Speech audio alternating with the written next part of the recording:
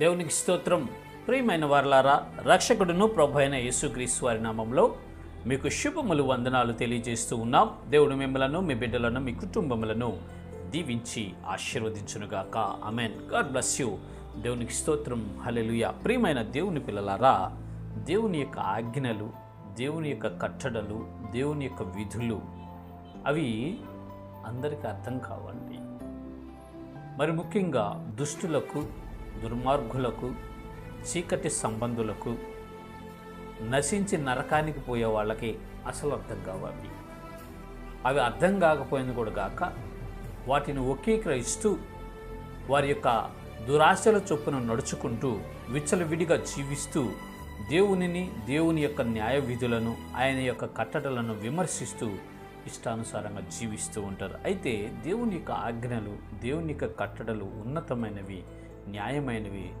వాటిని ఎవరైతే గైకొంటారో వారు నిత్య జీవం పొందుకుంటారు అని పరిశుద్ధ లేఖనాలు సెలవిస్తున్నాయి. చూద్దాము ప్రియమైన దేవుని పిల్లలారా, లేఖన భాగము కీర్తనల గ్రంథము 10వ కీర్తన 5వ చరణం మనము చూసినట్లయితే, వారు ఎల్లప్పుడూ భయం మానుకొని ప్రవర్తింతురు, నీ న్యాయ విధులు ఉన్నతమైనవై వారి దృష్టికి అందకుండును. ప్రియమైన దేవుని పిల్లలారా, దయచేసి గమనించండి, ఆయన న్యాయ విధులు ఉన్నతమైన ఎత్తులో ఉంటాయంట.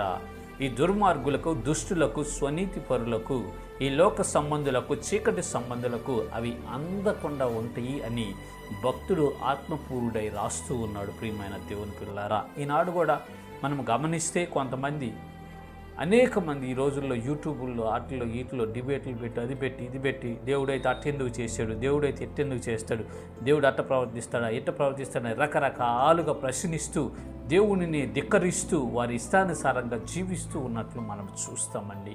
ఆయన న్యాయ విధులు వారికి అందనంత ఎత్తులో ఉన్నతంగా ఉంటాయని ఇక్కడ పరిశుద్ధ లేఖనాలు సెలవిస్తున్నాయి. ప్రియమైన దేవుని బిడ్డలారా, ఎవరైతే దేవుని యందు భయభక్తులు కలిగి ఆయన యందు విశ్వాసం ఉంచి ఆయన కట్టడలు, ఆజ్ఞలు నడుచుకుంటానికి తన మనస్సులు స్థిరపరచుకుంటారో వారికి ఆయన న్యాయ విధుల ఉన్నతమైనవి అందింపచేసి ఉన్నతమైనటువంటి మార్గంలో నడిపిస్తాడండి. ఎవరైతే ఆయన యందు విశ్వాసం ఉంచుతారో, ఎవరైతే దేవుని యందు భయము, భక్తి కలిగి, వణుకు కలిగి జీవిస్తూ ఉంటారో వారి వద్ద నేను నివాసం చేస్తాను అని దేవుడు సెలవిస్తున్నాడండి.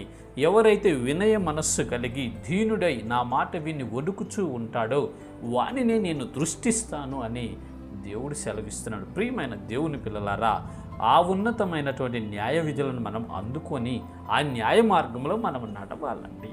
దుష్టులు, దుర్మార్గులు, చీకటి సంబంధాలకి ఆ న్యాయ విధులు అందవు. వారు నరకానికి పాత్రులు, నశించిపోతారు. వారితో మనకు అనవసరం, వారి సంగతులు మనకొద్దు. మనమైతే రక్షించబడిన వారమే, దేవుని బిడ్డలుగా ఉన్నటువంటి వారు. మనము ఆ న్యాయ విధులు, ఆ కట్టడలు, ఆ విధుల ప్రకారం నడుచుకొని దేవుని మార్గంలో ఉండి ఆయన ఇచ్చే నిత్య జీవం పొందుకుందాం. యుగయుగాలు ఆయనతో జీవించి ఆనందించుదాం. ఇట్టి కృప దేవుడు మనందరికీ కలుగు చేయనుగాక. ఆమెన్. God bless you. దేవునికి స్తోత్రం. హల్లెలూయా. Praise the lord.